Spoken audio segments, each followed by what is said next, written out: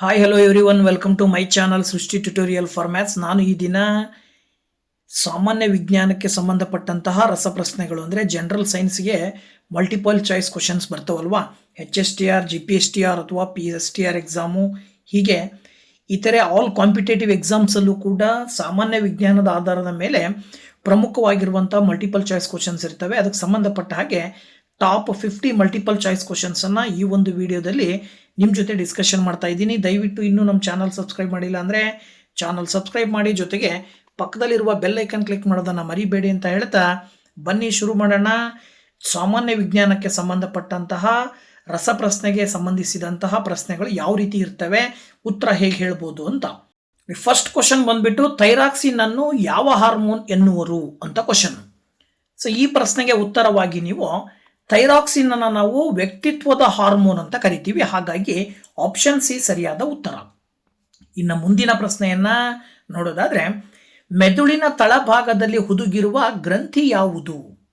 So ನಮ್ಮ ಮೆದುಳಿನ ಕೆಳಭಾಗದಲ್ಲಿ ಒಂದು ಗ್ರಂಥಿ ಇದೆ, ಅದನ್ನು ನಾವು ಪಿಟ್ಯೂಟರಿ ಗ್ರಂಥಿ ಅಂತ ಕರಿತೀವಿ. ಸೊ ಆಪ್ಷನ್ ಬಿ ಅನ್ನ ನೀವು ಹೇಳಬೇಕಾಗತ್ತೆ. ಇದಾದ ನಂತರದಲ್ಲಿ ಮುಂದಿನ ಪ್ರಶ್ನೆಯನ್ನ ನೋಡೋದಾದ್ರೆ, ರಾಸಾಯನಿಕವಾಗಿ ನೀರನ್ನ ನೀವು ಏನಂತ ಕರಿತೀರಿ? ಕೆಳಗಡೆ ಕೊಟ್ಟಂಥ ಆಪ್ಷನ್ಗಳಲ್ಲಿ ನೀರು ಒಂದು ಆಕ್ಸೈಡ್, ಹಾಗಾಗಿ ನೀವು ಏನಂತ ಕರಿಬೇಕಾಗತ್ತೆ? ಆಪ್ಷನ್ ಎ ನ ಉತ್ತರವಾಗಿ ಹೇಳಬೇಕಾಗತ್ತೆ. ಇನ್ನು ನೆಕ್ಸ್ಟ್ ಕ್ವಶನ್ನು, ವಾಯುಮಂಡಲದಲ್ಲಿ ಅತಿ ಹೆಚ್ಚು ಪ್ರಮಾಣದಲ್ಲಿರುವ ಜಡ ಅನಿಲ ಅಂದರೆ ಇನರ್ಟ್ ಗ್ಯಾಸ್ ಅಂತ ಕರಿತೀವಿ, ಯಾವುದು? ಯಾವುದೇ ಒಂದು ರಾಸಾಯನಿಕದ ಜೊತೆಗೆ ರಿಯಾಕ್ಟ್ ಆಗದೆ ಇರುವಂಥದ್ದು, ಅದು ಆರ್ಗನಿನ ಪ್ರಮಾಣ ಹೆಚ್ಚಾಗಿದೆ, ಹಾಗಾಗಿ ನೀವು ಆಪ್ಷನ್ ಎ ಉತ್ತರವಾಗಿ ಹೇಳಬೇಕಾಗತ್ತೆ. ಇನ್ನು 5ನೇ ಕ್ವಶನ್, ವಿಟಮಿನ್ಗಳನ್ನು ಕಂಡುಹಿಡಿದವರು ಯಾರು? ವಿಟಮಿನ್ಗಳನ್ನು ಕಂಡುಹಿಡಿದಿರ್ತಕ್ಕಂಥದ್ದು ಕಾಸಿಮಿರ್ ಫಂಕ್ ಅಂತೇಳಿ. ಸೊ ದಟ್ ಆಪ್ಷನ್ ಬಿ ಅನ್ನು ನೀವು ಉತ್ತರವಾಗಿ ಸೆಲೆಕ್ಟ್ ಮಾಡಬೇಕಾಗತ್ತೆ. ಇನ್ನು ಕೊಬ್ಬಿನಲ್ಲಿ ಕರಗುವ ವಿಟಮಿನ್ಗಳು ಯಾವುವು? ಫ್ಯಾಟ್ ಅಂತ ಏನು ಕರಿತೀರಿ ನೀವು, ಆ ಒಂದು ಕೊಬ್ಬಿನಲ್ಲಿ ಯಾವ್ಯಾವ ವಿಟಮಿನ್ಗಳು ಕರಗ್ತವೆ ಅನ್ನೋದನ್ನು ನೀವು ಹೇಳೋದಾದ್ರೆ, ಕೊಟ್ಟಂಥ ಆಪ್ಷನ್ಗಳಲ್ಲಿ ವಿಟಮಿನ್ ಎ, ಡಿ, ಇ ಮತ್ತು ಕೆ, ಇವು ಎಲ್ಲವೂ ಕೂಡ ಏನಾಗ್ತವೆ? ಕೊಬ್ಬಿನಲ್ಲಿ ಕರಗುವಂಥ ವಿಟಮಿನ್ಗಳು. ಇನ್ನು ಸ್ನಾಯುಗಳ ಚಲನವಲನಗಳನ್ನು ಸೂಚಿಸುವ ಮಾಪಕ ಯಾವುದು? ಸ್ನಾಯುಗಳು ಅಂದರೆ ನಮ್ಮ ದೇಹದ ಮಜಲ್ಸ್ ಅಂತ ಏನು ಕರಿತೀರಿ ನೀವು, ಮಜಲ್ಸ್ಗಳ ಒಂದು ಮೂಮೆಂಟನ್ನು ಸೂಚಿಸ್ತಕ್ಕಂಥ ಮಾಪಕ ಎಲೆಕ್ಟ್ರೋಮಯೋಗ್ರಾಫ್ ಅಂತೇಳಿ. ಸೊ ಆಪ್ಷನ್ ಸಿ ಅನ್ನು ಆಯ್ಕೆ ಮಾಡ್ತೀರಾ. ಇನ್ನು ಭೌತಶಾಸ್ತ್ರದ ಪಿತಾಮಹ ಅಂತೇಳಿ ಯಾರನ್ನ ಕರಿತೀರಿ? ಭೌತಶಾಸ್ತ್ರಕ್ಕೆ ಅಗಾಧವಾದಂಥ ಕೊಡುಗೆಯನ್ನು ಕೊಟ್ಟಂಥ ಒಬ್ಬ ವಿಜ್ಞಾನಿ ಗೆಲಿಲಿಯೋ, ಇವರನ್ನು ನಾವು ಭೌತಶಾಸ್ತ್ರದ ಪಿತಾಮಹ ಅಂತ ಕರಿತೀವಿ. ಸೊ ಆಪ್ಷನ್ ಬಿ ಸರಿಯಾದ ಉತ್ತರ. ಇನ್ನು ನೆಕ್ಸ್ಟು, ದ್ರವ್ಯರಾಶಿಯ SI ಏಕಮಾನ ಯಾವುದು? ದ್ರವ್ಯರಾಶಿಯನ್ನು ನಾವು ಯಾವ ಒಂದು ಏಕಮಾನದಲ್ಲಿ ಹೇಳ್ತೀವಿ? SI ಯೂನಿಟ್ ಯಾವುದು? ಅದು ಏನಪ್ಪ? ಮಾಸ್ ಅಂತ ಹೇಳಿ, ಅದರ ಯೂನಿಟು ಕಿಲೋಗ್ರಾಮ್. ಇನ್ನು ಗೋಚರ ಬೆಳಕಿನಲ್ಲಿ ಅತಿ ಹೆಚ್ಚು ತರಂಗಾಂತರ ಹೊಂದಿರುವ ಬಣ್ಣ ಯಾವುದು? ಅಂದರೆ ಬ್ರೈಟ್ ಲೈಟ್ ಇರ್ತದಲ್ಲ, ಲೈಟಲ್ಲಿ ಅತಿ ಹೆಚ್ಚಿನ ಒಂದು ವೇವ್ ಲೆಂತ್ನ ಹೊಂದಿರುವಂಥ ಬಣ್ಣ ಯಾವುದು? ಅದು ಕೆಂಪು ಅಂತ ಹೇಳಿ ಕರಿತೀವಿ ನಾವು. ಅಂದರೆ ಇಲ್ಲಿ ಏನು ರೈನ್ಬೋ ಅಂತ ಹೇಳಿ ಕರಿತೀವಿ, ಆ ರೀತಿ ಒಂದು ಬೆಳಕಿನಲ್ಲಿರುವ 7 ಬಣ್ಣಗಳಲ್ಲಿ ಜಾಸ್ತಿ ತರಂಗಾಂತರವನ್ನು ಹೊಂದಿರುವಂಥದ್ದು ಕೆಂಪು. ಇನ್ನು ಬರ್ನೋಲಿ ತತ್ವವನ್ನು ಯಾವುದಕ್ಕೆ ಸಂಬಂಧಿಸಿದೆ ಅಂತೇಳಿ, ಈ ಬರ್ನೋಲಿ ಅಂತಕ್ಕಂಥದ್ದು ದ್ರವಗಳ ಹರಿವಿಗೆ ಸಂಬಂಧಪಟ್ಟಂಥ ಒಂದು ತತ್ವ ಆಗಿದೆ, ಹಾಗಾಗಿ ಆಪ್ಷನ್ ಎ ಉತ್ತರವಾಗಿ ಹೇಳಬೇಕು. ಇನ್ನು ಮಾನವ ದೇಹದ ಮೇಲೆ ವಿಕಿರಣದ ಪರಿಣಾಮವನ್ನು ಅಳೆಯುವ ಒಂದು SI ಏಕಮಾನ ಯಾವುದು? ಮಾನವನ ದೇಹದ ಮೇಲೆ ಏನು ವಿಕಿರಣದ ಒಂದು ಪರಿಣಾಮ ಎಷ್ಟು ಅನ್ನೋದನ್ನು ಅಳಿಲಿಕ್ಕೆ SI ಯೂನಿಟಲ್ಲಿ ಹೇಳ್ತೀವಿ ನಾವು, ಎಷ್ಟು ಪ್ರಮಾಣದಲ್ಲಿ ಇದೆ ಅಂತೇಳಿ. ಅದನ್ನು ಸೀವರ್ಟ್ SV ಅಂತ ಹೇಳಿ ಕರಿತೀವಿ. ಸೊ ಆಪ್ಷನ್ ಎ ಸರಿಯಾದ ಉತ್ತರ. ಇನ್ನು 13ನೇ ಕ್ವಶನ್ನು, ಹೈಡ್ರಾಲಿಕ್ ಬ್ರೇಕ್ಗಳು ಯಾವ ನಿಯಮವನ್ನು ಆಧರಿಸಿವೆ? ಇತ್ತೀಚೆಗೆ ಬರುವಂಥ ಬ್ರೇಕ್ಗಳಿದಾವಲ್ಲ, ಗಾಡಿಗಳಲ್ಲಿ ವೆಹಿಕಲ್ಗಳಲ್ಲಿ ಬಳಕೆ ಮಾಡುವ ಬ್ರೇಕು, ಹೈಡ್ರಾಲಿಕ್ ಬ್ರೇಕು ಪಾಸ್ಕಲ್ ನಿಯಮವನ್ನು ಬಳಕೆ ಮಾಡಿ ಕೆಲಸ ಮಾಡುತ್ತೆ. ಸೊ ಆಪ್ಷನ್ ಎ ಸರಿಯಾದ ಉತ್ತರ. ಇನ್ನು ಯೂಕ್ಯಾರಿಯೋಟಿಕ್ ಕೋಶಗಳಿಗೆ ಯಾವ ರಚನೆ ನಿರ್ದಿಷ್ಟವಾಗಿದೆ? ಯೂಕ್ಯಾರಿಯೋಟಿಕ್ ಅಂತ ಹೇಳಿ ಕರೀಲಿಕ್ಕೆ ಕಾರಣನೇ ನ್ಯೂಕ್ಲಿಯಸ್ ಅನ್ನು ನಿರ್ದಿಷ್ಟವಾಗಿ ಹೊಂದಿರೋದ್ರಿಂದ, ಹಾಗಾಗಿ ಆಪ್ಷನ್ ಎ ಸರಿಯಾದ ಉತ್ತರ. ಇನ್ನು ಭೂಮಿಯ ಭ್ರಮಣದಿಂದ ಏನಾಗುತ್ತದೆ? ಭೂಮಿಯ ಭ್ರಮಣದಿಂದಾಗಿ ಅಂದರೆ ಭೂಮಿ ಸುತ್ತೋದ್ರಿಂದ, ಭೂಮಿ ಸುತ್ತುತ್ತಾ ಇರೋದ್ರಿಂದ, ಸೂರ್ಯನನ್ನು ಸುತ್ತೋದ್ರಿಂದಾಗಿ ಹಗಲು ಮತ್ತು ರಾತ್ರಿಗಳು ರಚನೆ ಆಗ್ತವೆ, ಹಾಗಾಗಿ ನೀವು ಆ ಉತ್ತರವನ್ನು ಹೇಳಬೇಕು. ನೆಕ್ಸ್ಟ್ ಕ್ವಶನ್ ಬಂದ್ಬಿಟ್ಟು ನೋಡೋದಾದ್ರೆ, ಏನ್ ಹೇಳ್ತಾ ಇದೆಯಪ್ಪ ನೆಕ್ಸ್ಟ್ ಕ್ವಶನ್, ಪರಮಾಣುವಿನ ಕೇಂದ್ರ ಭಾಗವನ್ನು ಏನು ಎಂದು ಕರೆಯುತ್ತಾರೆ? ನೋಡಿ, ಒಂದು ಪರಮಾಣುವಿನ ಮಧ್ಯದಲ್ಲಿರುವಂತಹ ಭಾಗವನ್ನು ನಾವು ನ್ಯೂಕ್ಲಿಯಸ್ ಅಂತ ಕರಿತೀವಿ. ಹಾಗಾಗಿ ನೀವು ಈ ಒಂದು ಪ್ರಶ್ನೆಗೆ ಆಪ್ಷನ್ ಸಿ ಅನ್ನ ಉತ್ತರವಾಗಿ ಹೇಳಬೇಕಾಗತ್ತೆ, ನ್ಯೂಕ್ಲಿಯಸ್. ಇದಾದ ನಂತರದಲ್ಲಿ ಮುಂದಿನ ಪ್ರಶ್ನೆಯನ್ನ ನೋಡೋದಾದ್ರೆ 17ನೇ ಕ್ವಶನ್ನು, ಸಸ್ಯಗಳು ಆಹಾರ ತಯಾರಿಸುವ ಅಂಗ. ಸಸ್ಯಗಳ ದೇಹದಲ್ಲಿ, ಸಸ್ಯಗಳ ಭಾಗಗಳಲ್ಲಿ ಆಹಾರದ ತಯಾರಿಕೆಯನ್ನು ನಡೆಸುವಂತಹ ಭಾಗ ಯಾವುದಪ್ಪ ಅಂದ್ರೆ ಅದು ಎಲೆ, ಪತ್ರಹರಿತ್ತು ಅಂತ ಏನು ಕರಿತೀರಿ ನೀವು. ಆ ಒಂದು ಪತ್ರಹರಿತ್ತು ಅನ್ನುವಂಥದ್ದು ಎಲೆಯ ಒಳಗಡೆ ಇರುತ್ತೆ. ಹಾಗಾಗಿ ಎಲೆನಲ್ಲಿ ಆಹಾರ ತಯಾರಿಸುವ ಕ್ರಿಯೆ ನಡೀತದೆ. ಸೊ ಆಪ್ಷನ್ ಬಿ ಸರಿಯಾದ ಉತ್ತರ ಅಂತ ಹೇಳಿ ನೀವು ಇಲ್ಲಿ ಚೂಸ್ ಮಾಡಬೇಕಾಗತ್ತೆ. ಇನ್ನ ಒತ್ತಡ ಅಥವಾ ಸ್ಟ್ರೆಸ್ ಅಂತ ಏನು ಕರಿತೀವಿ, ಇದರ SI ಏಕಮಾನ, ಅಂತಾರಾಷ್ಟ್ರೀಯ ಏಕಮಾನ ಯಾವುದು? ಒತ್ತಡವನ್ನು ನಾವು ಪ್ಯಾಸ್ಕಲ್ ಅಂತಕ್ಕಂಥ ಒಂದು ಅಂತಾರಾಷ್ಟ್ರೀಯ ಏಕಮಾನವನ್ನು ಬಳಕೆ ಮಾಡಿ ಹೇಳ್ತೀವಿ. ಹಾಗಾಗಿ ನೀವು ಈ ಪ್ರಶ್ನೆಯಲ್ಲಿ ಪ್ಯಾಸ್ಕಲ್ ಆಪ್ಷನ್ ಎದಲ್ಲಿರ್ತಕ್ಕಂಥ ಉತ್ತರವನ್ನು ಚೂಸ್ ಮಾಡಬೇಕಾಗತ್ತೆ. ಇದಾದ ನಂತರದಲ್ಲಿ ಮುಂದಿನ ಪ್ರಶ್ನೆಯನ್ನು ನೋಡೋದಾದ್ರೆ, ಧ್ವನಿಯ ಶ್ರುತಿ ಅಂದ್ರೆ ಪಿಚ್ ಅಂತ ಏನು ಕರಿತೀರಿ ನೀವು, ಇದು ಯಾವುದರ ಮೇಲೆ ಅವಲಂಬಿತವಾಗಿರುತ್ತೆ? ಆವರ್ತನ, ವೈಶಾಲ್ಯ, ವೇಗ, ತೀವ್ರತೆ. ನೀವು ಹೈ ಪಿಚ್ ಲೋ ಪಿಚ್ ಅಂತ ಏನು ಹೇಳ್ತೀರಲ್ಲ ನೀವು ಮಾತಾಡಬೇಕಾದ್ರೆ, ಹೈ ಪಿಚ್ ಲೋ ಪಿಚ್ ಅನ್ನೋದು ಯಾವುದ್ರ ಮೇಲೆ ಡಿಪೆಂಡ್ ಆಗಿರುತ್ತಪ್ಪ ಅಂತ ನೀವು ಏನಾದರೂ ನೋಡಿದ್ರೆ ಆವರ್ತನದ ಮೇಲೆ ಡಿಪೆಂಡ್ ಆಗಿರುತ್ತೆ. ಸೊ ಹಾಗಾಗಿ ನೀವು ಆಪ್ಷನ್ ಎ ನ ಉತ್ತರವಾಗಿ ಇಲ್ಲಿ ಹೇಳಬೇಕಾಗತ್ತೆ. ಇನ್ನ ನೆಕ್ಸ್ಟ್ ಕ್ವಶನ್ನು, ಕಣ ವೇಗವರ್ಧಕ ಅಂದ್ರೆ ಪಾರ್ಟಿಕಲ್ ಆಕ್ಸಿಲರೇಟರ್ ಅಂತ ಏನು ಕರಿತೀರಿ, ಇದರ ಒಂದು ಮುಖ್ಯ ಉದ್ದೇಶ ಏನು? ಅಂದ್ರೆ ಪಾರ್ಟಿಕಲ್ ಆಕ್ಸಿಲರೇಟರ್ ಆಗ್ತಕ್ಕಂಥದ್ದನ್ನ ಒಂದು ಬಳಕೆ ಮಾಡುವಂಥ ಉದ್ದೇಶ ಯಾವುದು ಬಳಕೆ ಮಾಡ್ತಾರೆ ಅದನ್ನ ಅಂದ್ರೆ, ಇದು ಉಪ ಪರಮಾಣು ಕಣಗಳ ಒಂದು ಅಧ್ಯಯನವನ್ನು ಮಾಡಲಿಕ್ಕೋಸ್ಕರನೇ ಪಾರ್ಟಿಕಲ್ ಆಕ್ಸಿಲರೇಟರ್ಗಳನ್ನು ಬಳಕೆ ಮಾಡ್ತಾರೆ. ಸೊ ಹಾಗಾಗಿ ಆಪ್ಷನ್ ಎ ನ ನೀವು 20ನೇ ಪ್ರಶ್ನೆಗೆ ಉತ್ತರವಾಗಿ ಹೇಳಬೇಕು. ಇನ್ನ ಮೀನುಗಳನ್ನು ಕುರಿತು ಅಧ್ಯಯನ ನಡೆಸುವಂತ ಒಂದು ಪ್ರಾಣಿಶಾಸ್ತ್ರದ ಶಾಖೆ ಯಾವುದು? ಮೀನಿನ ಬಗ್ಗೆ ಅಧ್ಯಯನ ಮಾಡ್ಲಿಕ್ಕೆ ಬಳಸುವ ಒಂದು ಪ್ರಾಣಿಶಾಸ್ತ್ರದ ಒಂದು ಅಧ್ಯಯನದ ಶಾಖೆ ಯಾವುದಪ್ಪ ಅಂದ್ರೆ ಅದು ಇಕ್ತಿಯಾಲಜಿ.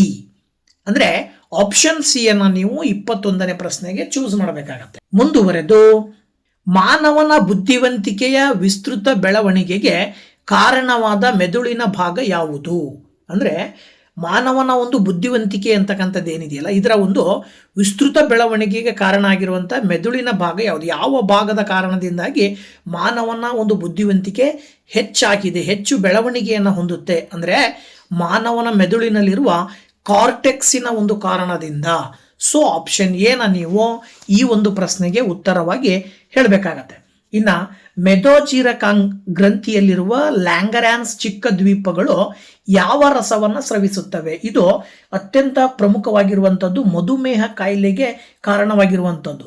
ಈ ಒಂದು ರಸದ ಕೊರತೆಯಿಂದಾಗಿ ಬರುವಂಥ ಕಾಯಿಲೆ ಅದು. ಸೊ ಯಾವುದಪ್ಪ ಅಂದ್ರೆ ಅದು ಇನ್ಸುಲಿನ್. ಇನ್ಸುಲಿನ್ ಅನ್ನ ಮೆದೋಜೀರಕ ಗ್ರಂಥಿ ಸ್ರವಿಸುತ್ತೆ. ಸೊ ಹಾಗಾಗಿ ನೀವು ಆಪ್ಷನ್ ಬಿ ಅನ್ನ ಉತ್ತರವಾಗಿ ಹೇಳಬೇಕು 23ನೇ ಪ್ರಶ್ನೆಗೆ. ಇನ್ನ ನ್ಯೂಟನ್ನಿನ ಯಾವ ಚಲನಾ ನಿಯಮ ಬಲವನ್ನು ಸ್ಪಷ್ಟೀಕರಿಸುತ್ತದೆ ಅಂತ ಕೊಟ್ಟಿದ್ದಾರೆ. ಅಂದ್ರೆ ಬಲದ ಬಗ್ಗೆ ಹೇಳುವಂತ ನಿಯಮ ಯಾವುದು? ನ್ಯೂಟನ್ನ ಚಲನೆಯ ನಿಯಮಗಳೇನು ಬರ್ತವೆ, 3 ನಿಯಮಗಳು.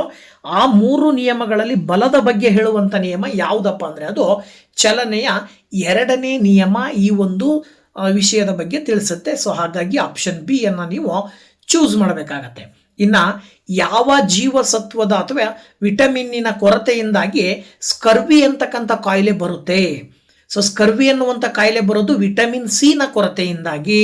ಸೊ ವಿಟಮಿನ್ ಸಿ ಅನ್ನ ನೀವು ಇಲ್ಲಿ 25ನೇ ಪ್ರಶ್ನೆಗೆ ಉತ್ತರವನ್ನಾಗಿ ಹೇಳಬೇಕಾಗತ್ತೆ. ಓಕೆನಾ? ಇದಾದ ನಂತರದಲ್ಲಿ ಅಡುಗೆ ಸೋಡಾದ ರಾಸಾಯನಿಕ ಹೆಸರೇನು? ಅಡುಗೆ ಸೋಡಾಕ್ಕೆ ರಾಸಾಯನಿಕವಾಗಿ ಏನಂತ ಹೆಸರಿಂದ ಕರಿತೀವಿ?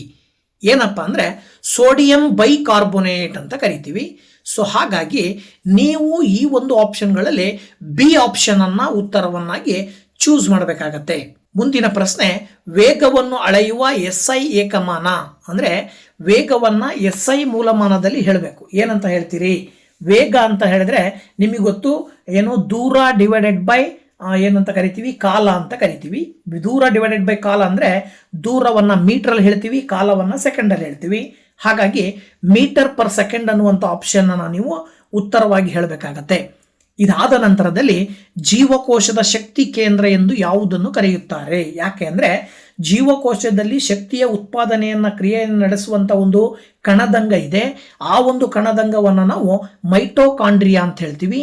ಹಾಗಾಗಿ ಈ ಮೈಟೋಕಾಂಡ್ರಿಯಾದಲ್ಲಿ ಶಕ್ತಿ ಉತ್ಪಾದನೆ ಆಗೋದ್ರಿಂದ ಇದನ್ನು ಶಕ್ತಿ ಕೇಂದ್ರ ಅಂತೇಳಿ ಕರಿತೀವಿ. ಸೊ ಆಪ್ಷನ್ ಬಿ ಸರಿಯಾದ ಉತ್ತರ. ಇದಾದ ನಂತರದಲ್ಲಿ ಆವರ್ತಕ ಕೋಷ್ಟಕದಲ್ಲಿ ಅಂದರೆ ಮೂಲ ವಸ್ತುಗಳಿಗೆ ಸಂಬಂಧಪಟ್ಟ ಹಾಗೆ ಒಂದು ಪೀರಿಯಾಡಿಕ್ ಟೇಬಲ್ ಏನು ಬರುತ್ತೆ, ಇದರಲ್ಲಿ ಅತಿ ಹೆಚ್ಚು ಪ್ರತಿಕ್ರಿಯಾತ್ಮಕ ಹೈಲಿ ರಿಯಾಕ್ಟಿವ್ ಆಗಿರುವಂಥ ಒಂದು ಲೋಹ ಯಾವುದು? ಅತ್ಯಂತ ರಿಯಾಕ್ಟಿವ್ ಆಗಿರುವಂಥದ್ದು ಕೊಟ್ಟಂಥ ಆಪ್ಷನ್ಗಳಲ್ಲಿ ಯಾವುದಪ್ಪ ಅಂದರೆ ಅದು ಫ್ರಾನ್ಸಿಯಂ ಅಂತ ಹೇಳ್ತೀರಿ. ಸೊ ಫ್ರಾನ್ಸಿಯಮ್ಮು ಸೋಡಿಯಂಗಿಂತನೂ ಹೈಲಿ ರಿಯಾಕ್ಟಿವ್ ಆಗಿರುತ್ತೆ. ಹಾಗಾಗಿ ನೀವು ಆಪ್ಷನ್ ಬಿ ಅನ್ನು ಇಲ್ಲಿ ಈ ಒಂದು ಪ್ರಶ್ನೆಗೆ ಉತ್ತರವಾಗಿ ಚೂಸ್ ಮಾಡಬೇಕಾಗತ್ತೆ. ಇದಾದ ನಂತರದಲ್ಲಿ 30ನೇ ಪ್ರಶ್ನೆ ಹೇಳುತ್ತೆ, ವಿದ್ಯುತ್ ಪ್ರವಾಹವನ್ನು ಅಳೆಯಲು ಬಳಸುವ ಉಪಕರಣ ಯಾವುದು? ನೋಡಿ, ಕರೆಂಟ್ ಅಂದರೆ ಒಂದು ಸರ್ಕ್ಯೂಟ್ನಲ್ಲಿ ವಿದ್ಯುತ್ ಪ್ರವಾಹ ಎಷ್ಟಿದೆ ಅನ್ನೋದನ್ನು ಅಳತೆ ಮಾಡಲಿಕ್ಕೋಸ್ಕರ ಏನು ಮಾಡ್ತಾರೆ ಅಂದರೆ ಆಮ್ಮೀಟರ್ ಅನ್ನುವಂಥ ಒಂದು ಉಪಕರಣವನ್ನು ಬಳಕೆ ಮಾಡ್ತಾರೆ. ಈ ಆಮ್ಮೀಟರು ವಿದ್ಯುತ್ತಿನ ಪ್ರವಾಹ ಎಷ್ಟು ಪ್ರಮಾಣದಲ್ಲಿದೆ ಅನ್ನೋದನ್ನು ತಿಳಿಸುತ್ತೆ ಸರ್ಕ್ಯೂಟ್ ಒಳಗಡೆ. ಹಾಗಾಗಿ ಆಪ್ಷನ್ ಸಿ ಅನ್ನು ನೀವು 30ನೇ ಪ್ರಶ್ನೆಗೆ ಉತ್ತರವಾಗಿ ಹೇಳಬೇಕಾಗತ್ತೆ. ಇದಾದ ನಂತರದಲ್ಲಿ 31ನೇ ಪ್ರಶ್ನೆ ಹೇಳುತ್ತೆ, ಜಗತ್ತಿನ ಮೊದಲ ಯಶಸ್ವಿ ಆಂಟಿಬಯೋಟಿಕ್ ಆದ ಪೆನ್ಸಿಲಿನ್ ಸಂಶೋಧಿಸಿದವರು ಯಾರು? ಪೆನ್ಸಿಲಿನ್ ಅನ್ನೋ ಇಂಜೆಕ್ಷನ್ ತೊಗೊಳ್ತಿರಲ್ವಾ, ಆಂಟಿಬಯೋಟಿಕ್ ಅಂತೇಳಿ ಏನು ಬಳಕೆ ಮಾಡ್ತೀವಿ, ಆ ಒಂದು ಆಂಟಿಬಯೋಟಿಕ್ ಆಗಿರುವಂಥ ಪೆನ್ಸಿಲಿನ್ ಅನ್ನು ತಯಾರು ಮಾಡಿರೋದು, ಸಂಶೋಧನೆ ಮಾಡಿರೋದು ಯಾರಪ್ಪ ಅಂದರೆ ಅದು Alexander Fleming. So option B ಸರಿಯಾದ ಉತ್ತರ. ಇದಾದ ನಂತರದಲ್ಲಿ ಮುಂದಿನ ಪ್ರಶ್ನೆಯನ್ನು ನೋಡೋದಾದ್ರೆ, ರೇಡಿಯೋ ಆಕ್ಟಿವಿಟಿ ಸಂಶೋಧನೆಗಾಗಿ 2 ಬಾರಿ ನೊಬೆಲ್ ಪ್ರಶಸ್ತಿ ಪಡೆದ ಮಹಿಳಾ ವಿಜ್ಞಾನಿ ಯಾರು? ನೋಡಿ, ರೇಡಿಯೋ ಆಕ್ಟಿವಿಟಿಗೆ ಸಂಬಂಧಪಟ್ಟ ಹಾಗೆ ಸಂಶೋಧನೆ ಮಾಡೋದ್ರ ಮೂಲಕ 2 ಬಾರಿ ನೊಬೆಲ್ ಪ್ರಶಸ್ತಿಯನ್ನು ಪಡೆದಂಥ ಒಬ್ಬ ಮಹಿಳೆ ಮೇರಿ ಕ್ಯೂರಿ. ಹಾಗಾಗಿ ನೀವು ಆಪ್ಷನ್ ಏನಲ್ಲಿರುವಂಥ ಉತ್ತರವನ್ನು ಈ ಪ್ರಶ್ನೆಗೆ ಉತ್ತರವಾಗಿ ಹೇಳಬೇಕಾಗತ್ತೆ, ಮೇರಿ ಕ್ಯೂರಿ. ನೆಕ್ಸ್ಟು, ಪಿತ್ತರಸವು ಈ ಕೆಳಗಿನ ಯಾವ ಜೀವಕೋಶಗಳಿಂದ ಸ್ರವಿಸುತ್ತದೆ ಅಂತ ಕೊಟ್ಟಿದ್ದಾರೆ. ಪಿತ್ತರಸವನ್ನು ಸ್ರವಿಸುವಂಥ ಜೀವಕೋಶ ಯಾವುದಪ್ಪ ಇದರಲ್ಲಿ ಕೆಳಗಡೆ ಇರುವಂಥವುಗಳಲ್ಲಿ ಅಂತ ಹೇಳಿದ್ರೆ ಯಾವುದದು? ಹೆಪಟೋಸೈಟ್ಗಳು ಅಂತ ಹೇಳಿ ಕರಿತೀವಿ ನಾವು. ಈ ಹೆಪಟೋಸೈಟ್ಗಳು ಪಿತ್ತರಸವನ್ನು ಸ್ರವಿಸುವಂಥ ಒಂದು ಜೀವಕೋಶಗಳಾಗಿದ್ದಾವೆ. ಹಾಗಾಗಿ ಆಪ್ಷನ್ ಎ ಸರಿಯಾದ ಉತ್ತರ. ಇದಾದ ನಂತರದಲ್ಲಿ ಕೋಣೆಯ ಉಷ್ಣಾಂಶದಲ್ಲಿ ಕೆಳಗಿನವುಗಳಲ್ಲಿ ಯಾವುದು ದ್ರವ ರೂಪದಲ್ಲಿರುತ್ತದೆ ಅಂತ ಕೊಟ್ಟಿದ್ದಾರೆ. ಕೆಳಗಿನ ಕೊಟ್ಟಂತಹ ಒಂದು ಧಾತುಗಳಲ್ಲಿ ದ್ರವ ರೂಪದಲ್ಲಿರುವಂತಹ ಒಂದು ಧಾತು ಯಾವುದಪ್ಪ ಅಂದರೆ ಅದು ಫ್ರಾನ್ಸಿಯಂ. ಇದು ರೂಮ್ ಟೆಂಪರೇಚರ್ನಲ್ಲಿ ಏನಾಗಿರುತ್ತೆ, ಲಿಕ್ವಿಡ್ ಫಾರ್ಮಲ್ಲಿ ಇರುತ್ತೆ. ಸೊ ದಟ್ ಆಪ್ಷನ್ ಸಿ ಸರಿಯಾದ ಉತ್ತರ, ಫ್ರಾನ್ಸಿಯಂ. ಇನ್ನು ನೆಕ್ಸ್ಟ್ ಕ್ವಶನ್ ಅನ್ನು ನಾವು ನೋಡೋದಾದ್ರೆ, ದೊಡ್ಡ ನಗರದ ಗಾಳಿಯನ್ನು ಕಲುಷಿತಗೊಳಿಸುವ ಲೋಹ ಯಾವುದು ಅಂತ ಕೊಟ್ಟಿದ್ದಾರೆ. ಅಂದರೆ ಅತ್ಯಂತ ದೊಡ್ಡದಾಗಿರುವಂಥ ನಗರಗಳೇನಿದ್ದಾವೆ ಆ ನಗರಗಳಲ್ಲಿ ಹೆಚ್ಚಾಗಿ ಒಂದು ಕಲುಷಿತವನ್ನು ಉಂಟು ಮಾಡುವಂತಹ ಲೋಹ ಯಾವುದು ಅಂದರೆ ಅದು ಸೀಸ. ಹಾಗಾಗಿ ಆಪ್ಷನ್ ಸಿ ಸರಿಯಾದ ಉತ್ತರ.